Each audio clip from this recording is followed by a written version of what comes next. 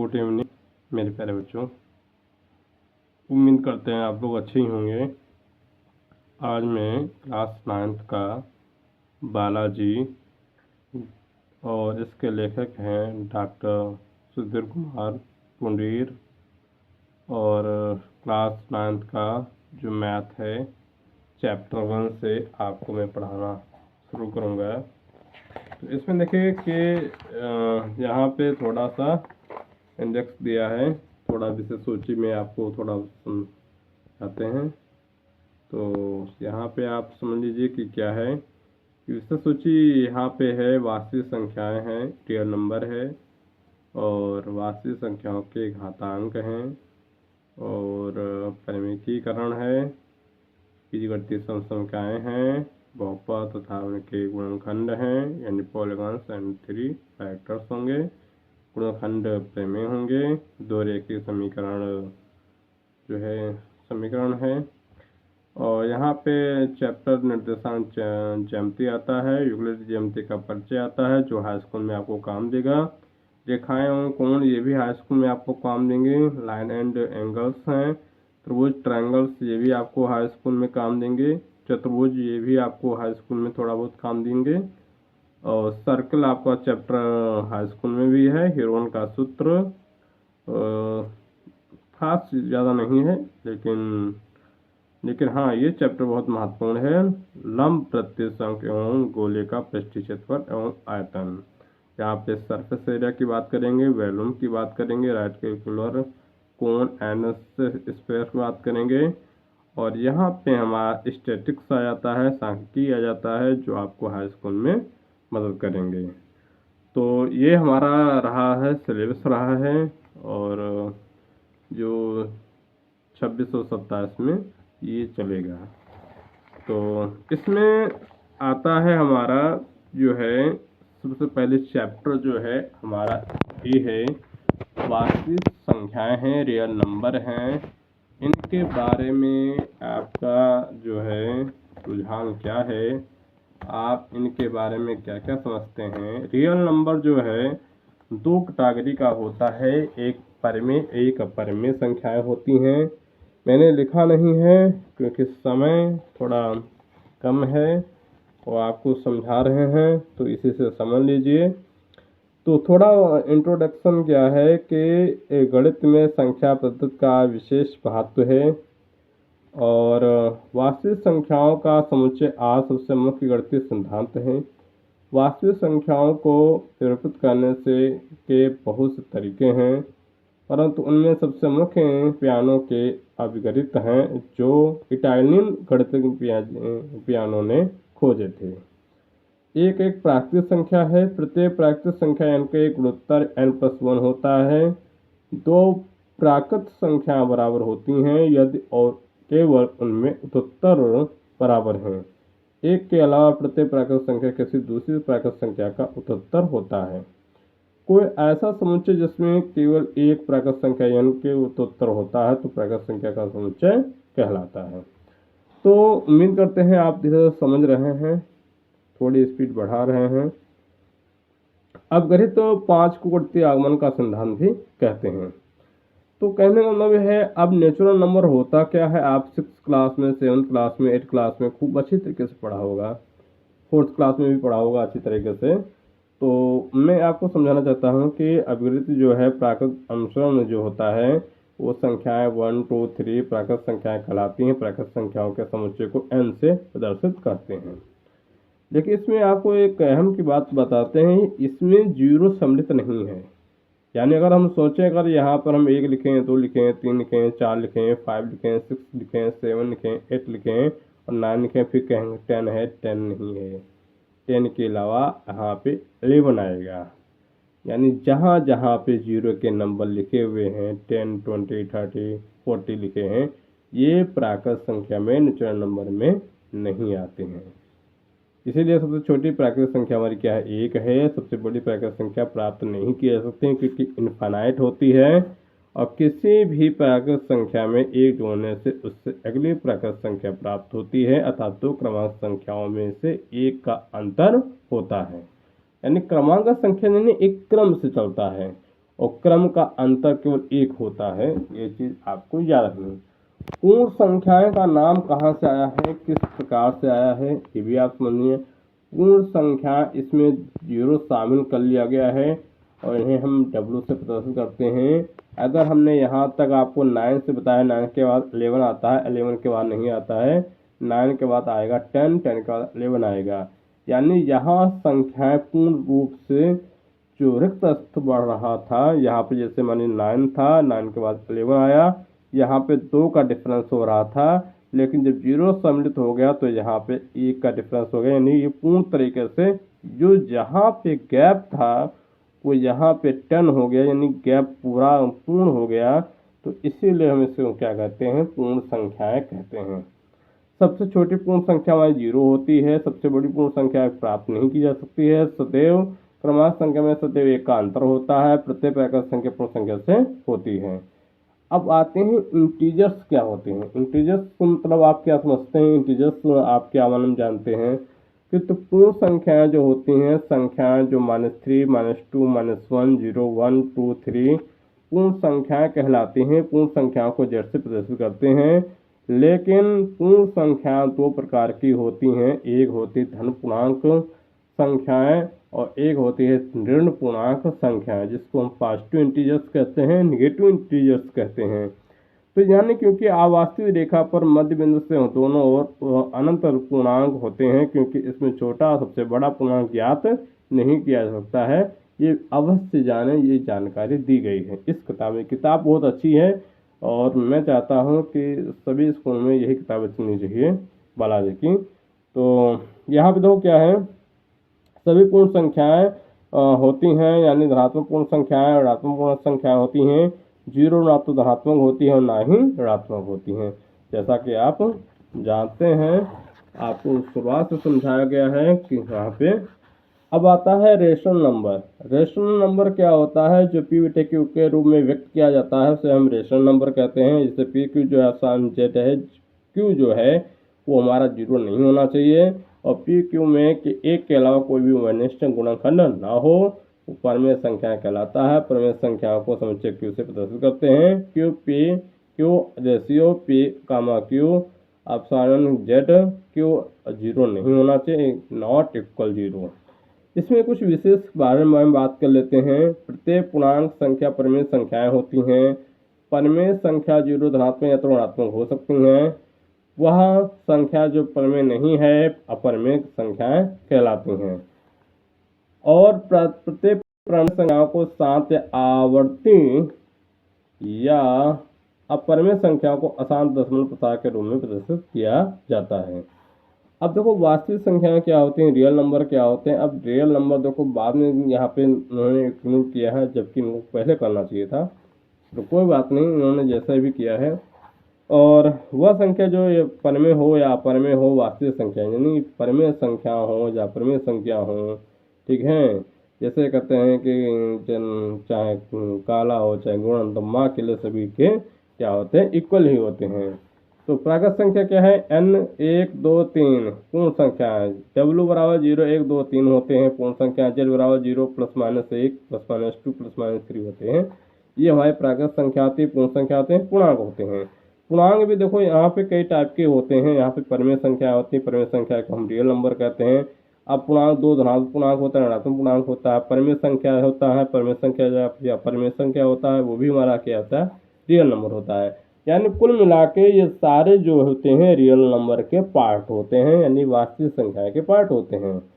फिर इसमें यहाँ पे दिया गया है वास्तविक संख्याओं के प्रगुण दिए गए हैं, प्रॉपर्टीज आप रियल नंबर दिए गए हैं, जैसे संरक है, कमिन्वय है, सहचर है, तस्मक है, प्रतिलोम है और गुणा एवं योग प्रसार नियम है। ये आपको अच्छी तरीके से समझ में आना चाहिए।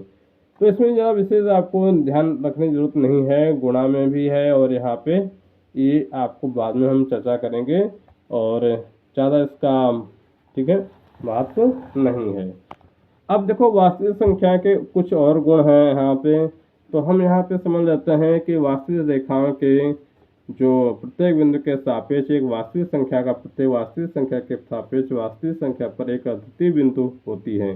किन्हीं दो भिन्न वास्तविक संख्याओं के बीच परिमेय अपरिमेय संख्याओं की संख्या अनंत होती है। परिमेय संख्या को अनंत रेखा पर निरूपित करने के लिए एक रेखा खींचकर उसके मध्य बिंदु को O से प्रदर्शित करते हैं। संख्या रेखा पर बिंदु O के बाईं ओर का भाग ऋणात्मक परिमेय संख्या को दर्शाता है। बिंदु O के दोनों ओर एक पैमाना मान का बिंदु बनाए जाने पर उनमें से परिमेय संख्या को निरूपित करते हैं। अब देखो यहाँ पे कुछ उदाहरण दिए गए हैं, ये तो अलग की बात है। और तो यहाँ चीज़ें हमने यहाँ पे सीख ली हैं। अब इसके बाद देखते हैं संख्या रेखा पे नंबर लाइन। नंबर लाइन क्या होता है? हम जानते हैं कि दो परिमेय संख्याओं के बीच एक अपरिमेय संख्या होती है। इसमें हम दो परिमेय संख्याओं को संख्या रेखा पर दो बिंदुओं के द्वारा निरूपित करते हैं। तो जैसे यहाँ पे निरूपित किया गया है, देखो यहाँ पे क्या है, 0 है, 1 है, 1 के बीच में निरूपित किया गया है। तो यहाँ पे √2 आया है, √2 यहाँ पे इस तरीके से बनाया गया है और यहाँ पे थोड़ा सा डॉट डॉट खींचा गया है। तो यहाँ पे क्या है, ओ भी बराबर क्या होता है, कर्ण का स्क्वायर होता है प्लस आधार का स्क्वायर होता है, और यहाँ पे √2 आ गया। तो यानी जब 1 है तो यहाँ पे भी 1 होगा, तो 1 का स्क्वायर प्लस 1 का स्क्वायर, तो यानी 1 का स्क्वायर प्लस 1 का स्क्वायर कितना होगा तुम्हारा? 2। 1 का प्लस 1 होगा, प्लस 1 होगा, 1 प्लस 1 कितना होता है? 2, √2 आ जाएगा। तो इस प्रकार से यहाँ पे क्या है, √3 है, √5 है, √7 है। इसी प्रकार से बिंदु जो परिमेय संख्या को निरूपित नहीं करते हैं। तो हालांकि आपको समझ में आ रहा होगा, आपको आगे चल के बताते हैं यहाँ पे। फिर यहाँ पे क्या है, कुछ प्रत्येक बिंदु जो है एक अपरिमेय संख्याओं को संख्या रेखा पर प्रदर्शित किया जा सकता है, इसलिए इसका रेखा को वास्तविक संख्या रेखा भी कहते हैं, यानी वास्तविक संख्या रेखा भी कहते हैं।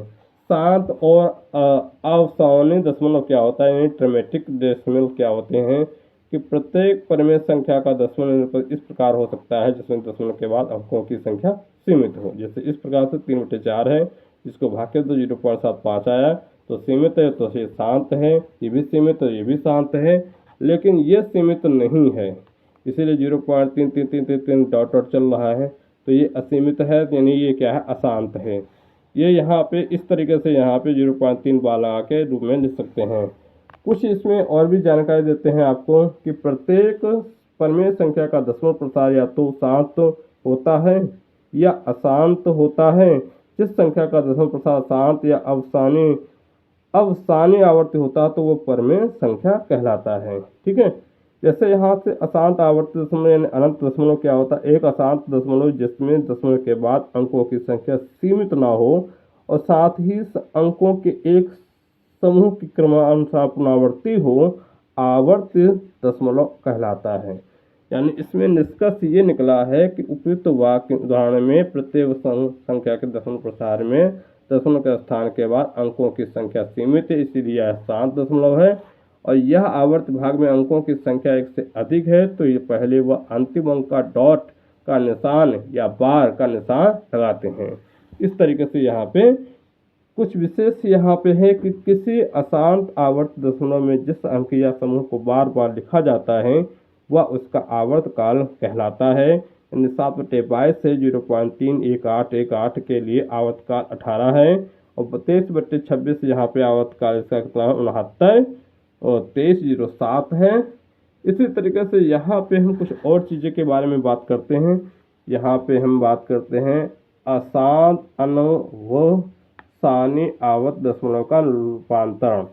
अशांत आवर्त दशमलव निम्न दो प्रकार के होते हैं। शुद्ध आवर्ती दशमलव वह दशमलव शांत जिसमें दशमलव चिन्ह के बाद सभी अंकों की पुनरावृत्ति होती है, जैसे 0.44, 0.685 इत्यादि। मिश्र आवर्ती दशमलव क्या होता है, यह दशमलव संख्या जिसमें दशमलव चिन्ह के बाद हम कम से कम एक अंक हो जिसका पुनरावृत्ति ना हुई हो, जैसे 0.42, 0.485। ये अशांत या अनवसानी आवर्त दशमलव को परिमेय संख्या के रूप में लिखने के लिए निम्न विधि का प्रयोग करें। अब कौन से नियम विधि प्रयोग करना है, पहले इन चीज़ों को हम समझ लेते हैं अच्छी तरीके से। दी गई संख्या को x के रूप में लिखें, बार को हटाएं तथा पुनरावृत्ति वाले अंकों को कम से कम 2 बार लिखें। यदि एक अंक की पुनरावृत्ति तो इसे 10 से तथा 2 अंकों की पुनरावृत्ति हो तो 100 से गुणा करें। चरण 3 में प्राप्त संख्या में चरण 2 में प्राप्त संख्या घटाएं। समीकरण के दोनों पक्षों को x के गुणा से भाग करें। तो ये तो हम आपको भी सिखा रहे हैं। फिर शुद्ध आवर्ती दशमलव का रूपांतरण, अंक के लिए दिए गए दशमलव संख्या के अंकों के बिना क्रम बदले लिखें। हर के लिए उतनी बार 9 लिखें जितनी अंकों की पुनरावृत्ति हुई है। चरण 1 में प्राप्त को उसके लघुत्तम पदों में लिखें। तो ये हो गया आपका लघुत्तम पदों के लिए। फिर यहाँ पे आता है आपका मिश्र आवर्ती दशमलव का रूपांतरण।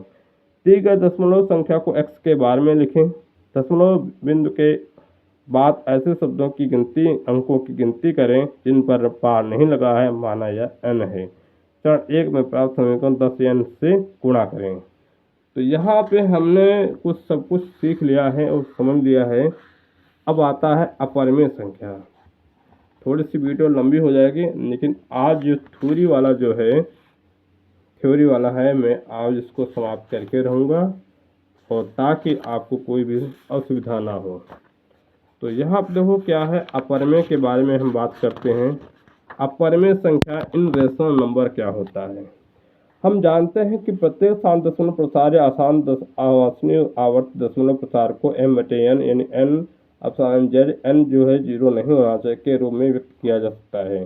किंतु कुछ ऐसे भी संख्याएं हैं जिसमें दशमलव प्रसार अशांत अनावर्ती हैं, उनमें m/n के रूप में व्यक्त नहीं किया जा सकता है।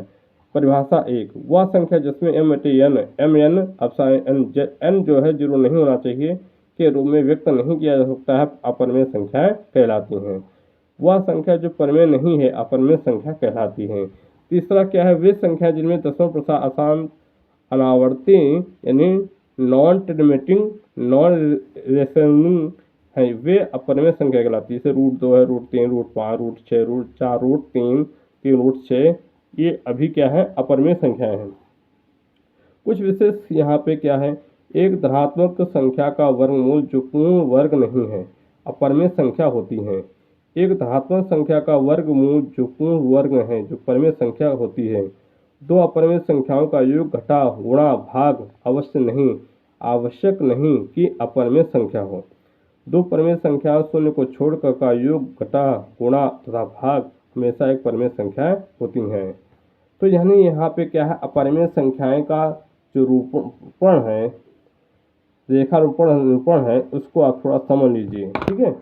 तो यहाँ पे थोड़ा समझना है। तो यहाँ पे क्या आ जाएगा आपका कि संख्या रेखा पर एक बिंदु O लें तथा उसे शून्य से प्रदर्शित करें, माना A1। देखो यहाँ पे क्या है, माना A1 जो है A1 है, यानी A1 A2 A4 इस तरीके से बना √2 है। तो यहाँ पे क्या है, एक का स्क्वायर प्लस 1 का स्क्वायर √2 हुआ। फिर √2 जो है त्रिज्या का एक वृत्त इस प्रकार लिखें कि वह संख्या रेखा को A1 पर काटे, ठीक है, इस प्रकार से बना हुआ है। फिर यहाँ पे √2 + 1 को लेकर 2 + 1 3 √3 आ गया। इसी तरह से कम बनते चले गए और ये अपरिमेय संख्याएं होती गई। तो हालांकि आप लोगों को समझ में आ रहा होगा। अब कुछ चीज़ें हैं आपको समझाना चाहता हूँ कि यहाँ पे कार्यविधि है, दी गई वास्तविक संख्या का दशमलव प्रसार ज्ञात कीजिए। यह दशमलव प्रसार या तो शांत या अशांत हो, आवर्ती हो तो यह अपरिमेय संख्या होती है। यह दशमलव प्रसार अशांत व अनावर्ती है तो यह अपरिमेय संख्या होती है। कुछ यहाँ पे विशेष लक्षण हैं, उसके बारे में समझ लेते हैं कि अपरिमेय संख्याओं पर सामान्य परिणाम क्या है। नंबर 1, एक अपरिमेय संख्या का ऋणात्मक भी अपरिमेय संख्या होती है। एक अपरिमेय संख्या व परिमेय संख्या का योग अपरिमेय संख्या होती है। ये बहुत महत्वपूर्ण है, जो हाई स्कूल में पूछे जाते हैं बोर्ड एग्जाम में। थोड़ा सा विशेष आपको ध्यान रखना है कि एक अपरिमेय संख्या का ऋणात्मक भी अपरिमेय संख्या होती है। एक अपरिमेय संख्या का योग, यानी यहाँ पे अगर हम √2 + √2 कर दें हम, तो यही प्राप्त होगा, यानी अपरिमेय ही संख्या होगी। एक अशून्य परिमेय संख्या अपरिमेय संख्या का गुणनफल हमेशा अपरिमेय संख्या होता है। जैसे अगर हम यहाँ पे 2 करें और यहाँ पे √3 करें गुणे में, तो यहाँ पे क्या आएगा, √3 करेंगे हम तो ये अपरिमेय ही संख्या प्राप्त होगी। तो और यहाँ पे क्या है, दो अपरिमेय संख्याओं का योग घटा गुणा भाग आवश्यक रूप से अपरिमेय नहीं होता है, क्योंकि अपरिमेय संख्या √3 व √-√3 का योग 0 होता है। जो परिमेय संख्या है, जबकि अपरिमेय संख्या √3 व √2 का योग अपरिमेय होता है। अपरिमेय संख्या 7√2 और 2√2 का अपरिमेय संख्या 28 है, जो परिमेय संख्या होती है। 7√2 को √8 से भाग देने पर 7/2 आता है, जो कि एक परिमेय संख्या है। तो इस एक परिमेय संख्या एक अपरिमेय संख्या का योग घटा गुणा भाग एक अपरिमेय संख्या आता है। अगर हम एक परिमेय संख्या को हम योग करते हैं तभी अपरिमेय संख्या आएगा, हम परिमेय संख्या अपरिमेय संख्या से घटाते हैं तभी अपरिमेय संख्या आएगा, हम परिमेय संख्या अपरिमेय संख्या से गुणा करते हैं तभी अपरिमेय संख्या आएगा, और अपरिमेय संख्या से परिमेय संख्या से गुणा करते हैं तो भाग करते हैं तभी अपरिमेय संख्या आएगा, लेकिन शर्त कंडीशन के हिसाब से। पाई का मान क्या है? संख्या पाई है किसी वृत्त की परिधि उसके व्यास की लंबाई का अनुपात सदैव अचल होता है, जिसे पाई से निरूपित करते हैं। पाई का मतलब क्या होता है? वृत्त की परिधि की लंबाई और वृत्त का व्यास। ये अभी तक आपने सीखा नहीं होगा कि पाई के कहते क्या हैं, ठीक है, पाई कहाँ से आया है, लेकिन हम आपको आज समझा रहे हैं बालक जी की किताब से कि पाई एक अपरिमेय संख्या है, पर पाई का दशमलव कुछ स्थानों तक मान निम्न है। पाई 3.14155,929 जो कि अशांत व अनावर्ती होता है। गणना करते समय हम पाई का संयुक्त मान 22/7 लेते हैं, जो कि पाई का मान वास्तविक मान नहीं है। 22/7 एक परिमेय संख्या है, जो पाई का सबसे नजदीक संयुक्त है 355/300 होता है। अब यहाँ पे इस चीज़ों को हमने समझ लिया है अच्छी तरीके से, तो उम्मीद करते हैं आप लोगों को समझ में आ ही रहा होगा। और देखते हैं कुछ आगे दिया हुआ है, तो आगे तो कुछ नहीं दिया है, आज के लिए इतना ही है, और जो आगे दिया होगा फिर आपको समझाएंगे। और उम्मीद करते हैं आप लोगों को समझ में आ ही गया होगा। धन्यवाद। ज़्यादा से ज़्यादा शेयर कीजिए। और थोड़ा सा अध्याय दर्पण आपको दिखा देते हैं, बहुत अच्छी किताब है। अध्याय दर्पण में भी आप समझ सकते हैं जो मैंने अभी चर्चा किया है, वही चीज़ें मेन टॉपिक लिखे हुए हैं, और यहाँ पे सारे सूत्र लिखे हुए हैं, सूत्र संग्रह हैं। तो धन्यवाद आपका।